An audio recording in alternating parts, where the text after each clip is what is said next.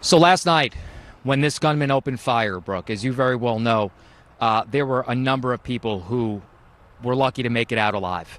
And they went to a nearby Holiday Inn, and the scene really just unbearable. Hard to imagine. People trying to find whether or not their loved ones were unfortunately victimized by this and what unfolded here last night. Katira Winfrey joins us now with more on what some of the survivors and the families of these survivors have to say for us this evening.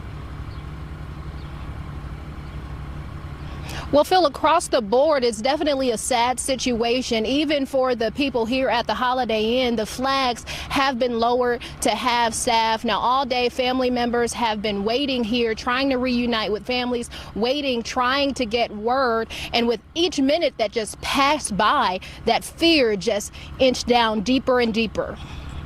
Mass shootings, we've come to know what they look like, but for the unfortunate families, they know firsthand what it feels like. Carol Weisert is still looking for her husband, Steve. My hope is he's alive.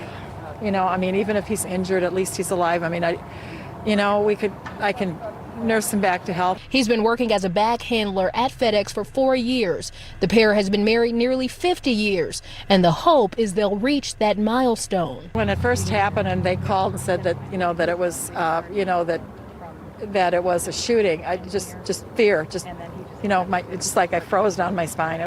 Dozens more are waiting too, many from the local Sikh community. Hoosiers Hospital is still alive, and not especially for Sikhs, anybody who has been hurt or anything, we mourn for all. Sikh community representatives say roughly 90% of the employees at this FedEx are Sikh. They say that's because it's easy to get a job and the language barrier isn't as wide. With the tight-knit Sikh population continuing to grow in Indy, this tragedy is impacting everyone. At this point, it's still early. There are families, they're waiting for their loved ones inside because they have no clue what's going on. There's a tragic connection with these families. None are prepared for this type of grief.